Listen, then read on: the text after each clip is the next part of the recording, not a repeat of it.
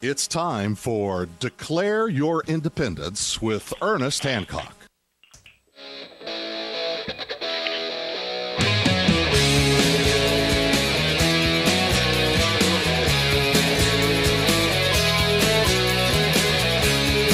Welcome back to Declare Your Independence with me, Ernest Hancock, here in Phoenix, Arizona, where it's beautiful rain. Yeah, how often does it rain here? Not that often.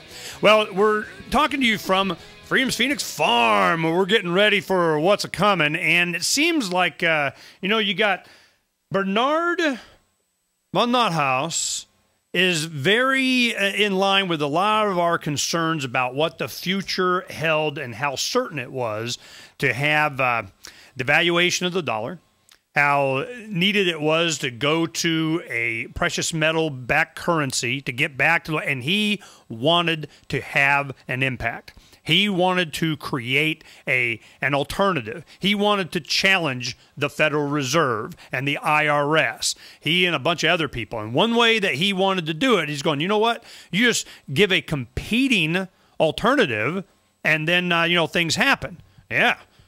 Bad guys get mad. That's what happens, okay?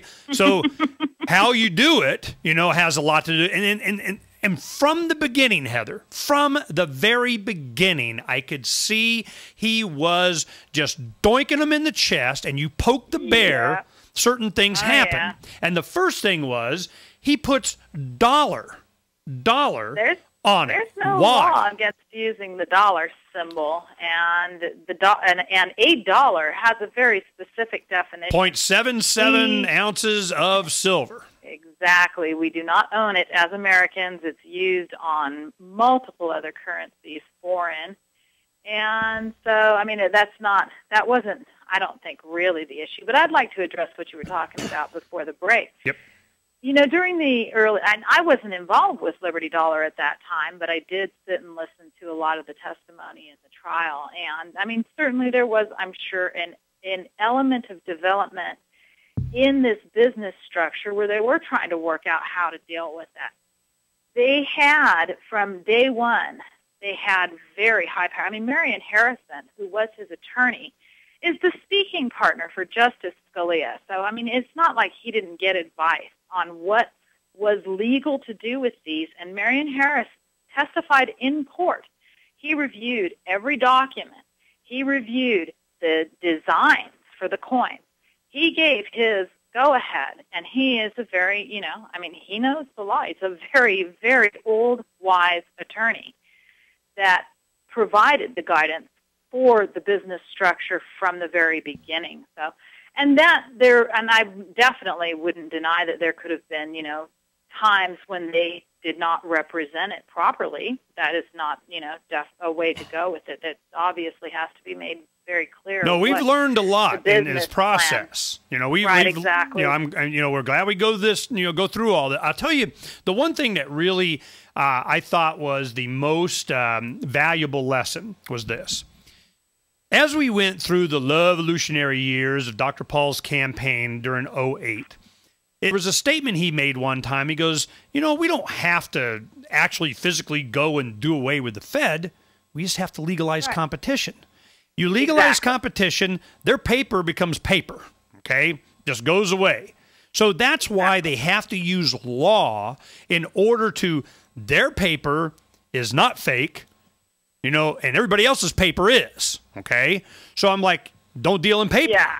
So this lesson has been very valuable. Now, Bernard, when they started making Ron Paul medallions, coins with Ron Paul's likeness on it, immediately I'm going, they're so not going to allow that. They're just, here we go. And the reason was an entire generation was exposed to which was his intent. He wanted to bring attention to it. It was a good idea, but I guarantee, man, whatever they had planned, it was time to pull the trigger because they did not want these young people, the youth, starting to think in terms of precious metals as a competition to the Fed. Yeah. So here we go. The money system. Well, that's true, but you have to realize also that their investigation began in 2004. Oh, no, they had it on the shelf ready to go. It was just when they were going to pull the trigger.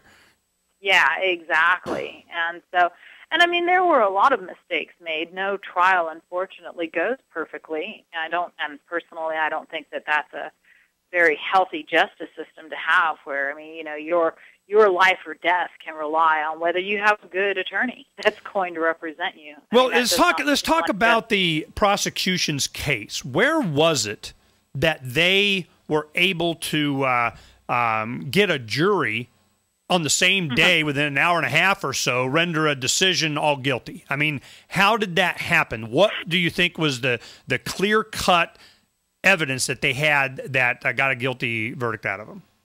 Personally, Ernie, I sat there and I watched that entire trial, and I do not feel that that was a decision that the jury could render. So I'm highly suspect of the decision.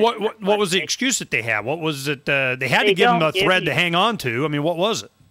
No, they don't. They just come out and say, you're guilty, you're guilty, you're guilty, you're guilty. That's it. Goodbye. And then they let the jury go. And at that point, the courtroom was in such utter shock that the jury was gone before anyone actually interviewed them. So, you know, in the future, we'll be able to contact some people and find out what their thoughts were. But I sat through the trial, and this is a criminal trial, okay? You're talking about beyond a reasonable doubt. He had a high-powered, very credible attorney speak for him. He had RCOs who testified as to the RCO. What's an RCO? The regional currency offices, okay. The managers of the regional currency offices testified to the training. You had Jason Pratt come in and testify, who's very well-spoken. You had congressmen. I haven't gotten up to my point in the blog where I've put all this information in, but I will be doing it. You had local councilmen that came in and testified on behalf of the Liberty Dollar from North Carolina. You had a lot of very credible, very educated people who came in and talked about the theory behind the Liberty Dollar and why it's necessary. Unfortunately, they can't really address the legal issues, and so trying to educate a jury about the legal issues of our monetary system is fairly difficult, and that might have been the bump in the road. Okay, let me go ahead. I hadn't read all of your stuff. I wanted to, just be fresh with my questions here, so I know to ask when you give initials or something like that. Say, hey, man, I don't know what you're talking about. Neither does the audience. I don't know what you're talking about. Okay, so now this is what my perception is.